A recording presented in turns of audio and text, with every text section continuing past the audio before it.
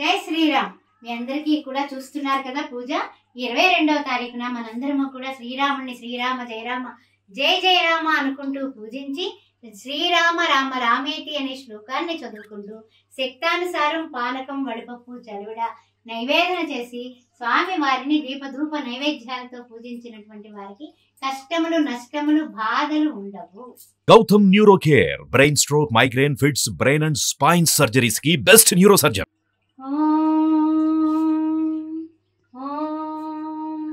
శుక్లాంబరధరం విష్ణుం శశివర్ణం చతుర్భుజం ప్రసన్నవదనం ధ్యాయే సర్వవిఘ్నోపశాంతయే అగజానన పద్మార్కం గజానన మహర్నిశం అనేకదంతం భక్తానాం ఏకదంతం ఉపాస్మహే.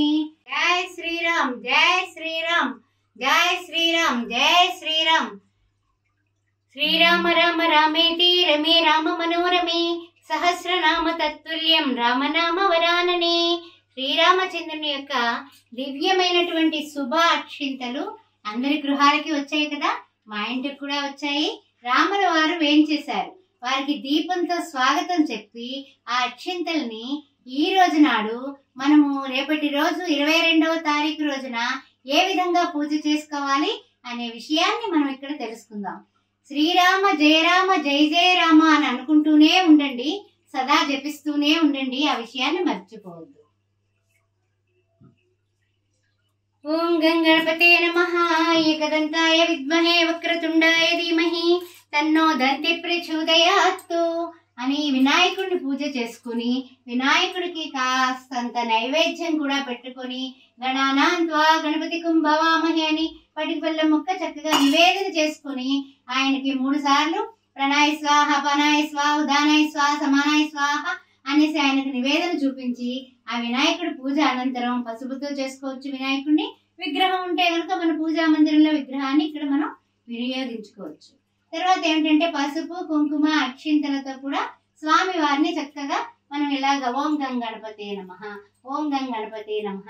తండ్రి నాయన రాముల వారి యొక్క రామరాజ్యం రావాలనేసి నీ సంకల్పంతో విఘ్నాలు లేకుండా మా కుటుంబాన్ని ఆశీర్వదించమని స్వామి వారికి వేడుకుంటూ గూఢాన్న ప్రీత మానస కాబట్టి ఆ గూఢమైనటువంటి ఆ చక్కెర పలుకులైనటువంటి ఆ యొక్క పటికి బెల్లం ముక్కని మనం నివేదన చేస్తున్నాం.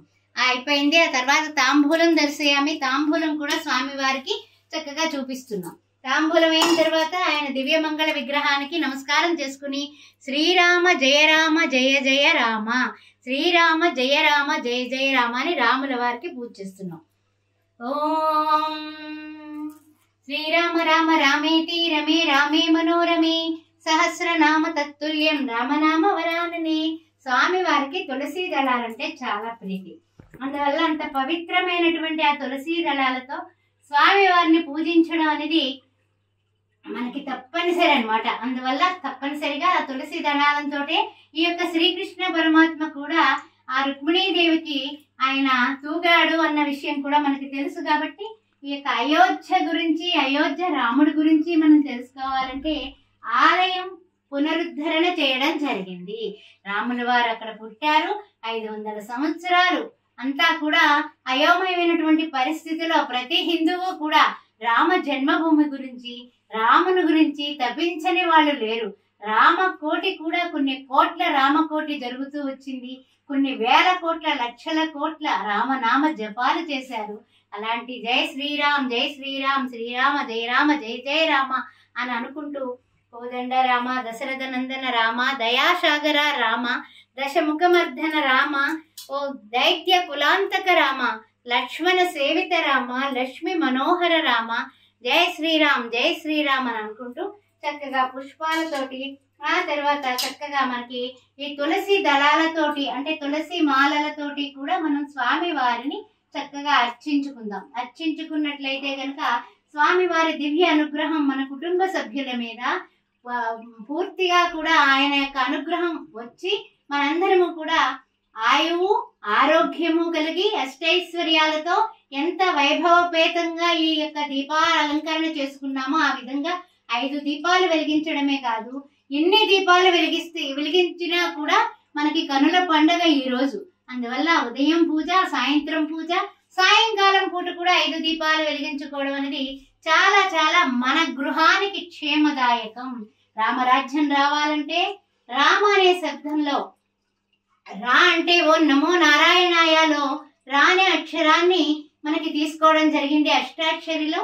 అదే విధంగా మా అనే శబ్దాన్ని ఓ నమశివాయ అనే ఆ యొక్క ఏ మంత్రము రాదు, ఏ విధమైనటువంటి మంత్రాలు లేవు. అక్షింతలు కూడా కొన్నే వచ్చాయి, ఎక్కువ అక్షింతలు లేవు. మరి ఎలాగా అంటే కనుక వచ్చినటువంటి దివ్యమైనటువంటి అక్షింతలని చక్కగా మనము ఇప్పుడు చూడండి మన ఇంట్లో అక్షింతలతో కలుపుకున్నాము.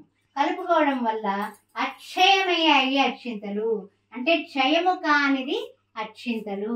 అందువల్ల శ్రీరామ జన్మభూమి కార్యక్రమంలో కొన్ని వేల మంది కరసేవకులు ఈ యొక్క రామ జన్మభూమి అనేటటువంటి తత్వంతో శ్రీరామ జయ జయ రామ అని మనకి అందరూ కూడా రామ జన్మభూమి ట్రస్ట్ వాళ్ళు ఈ అక్షింతల్ని శ్రీరామ శ్రీరామ అంటూ చక్కగా చక్కటి అక్షింతల్ని మనకి పంపించారు. దానిలో మన ఇంట్లో ఉన్నటువంటి అక్షింతలు కూడా కలుపుకొని చక్కగా ఈ విధంగా తయారు చేసుకుని మనం పూజలో పెట్టుకొని మన ఇంట్లో వివాహం కానిటువంటి పిల్లలుంటే వాళ్ళకి శ్రీరామ జయ జయ రామ అని పూజ అనంతరం వాళ్ళ శిరస్సు మీద అక్షింతల్ని చక్కగా ఇలాగా వేసినట్లయితే గనక వాళ్ళకి తప్పనిసరిగా మరల శ్రీరామ నవమి వచ్చేలాగా వీళ్ళకి పెళ్ళైపోతుంది, పెళ్లి కుదరడం కానీ జరుగుతుంది.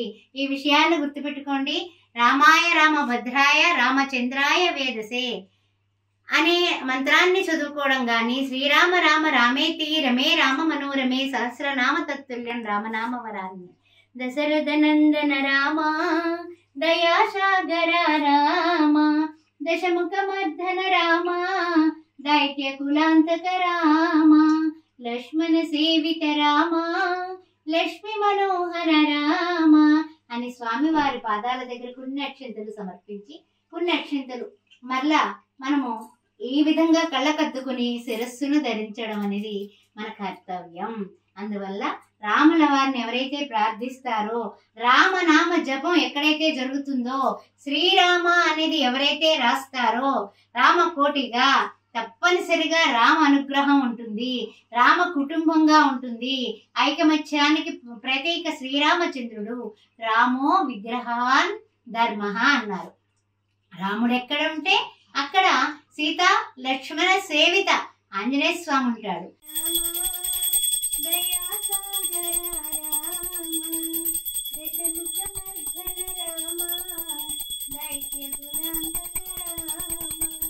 లక్ష్మణ సేవిత రామ లక్ష్మీ మనోహర రామ సూక్ష్మ స్వరూప రామ సుందర వదన రామ అతి సుందర వదన రామ దశరథ నందన రామ దయాసాగర రామ రామ లక్ష్మణ జానకి జై బోలో హనుమానికి రామ లక్ష్మణ జానకి జై బోలో హనుమానికి రామ లక్ష్మణ జానకి జై బోలో హనుమానికి జై శ్రీరామ శ్రీరామ రామ రామేతి రమే రామ మనోరమే సహస్రనామ తత్తుల్యం రామనామ వరాననే.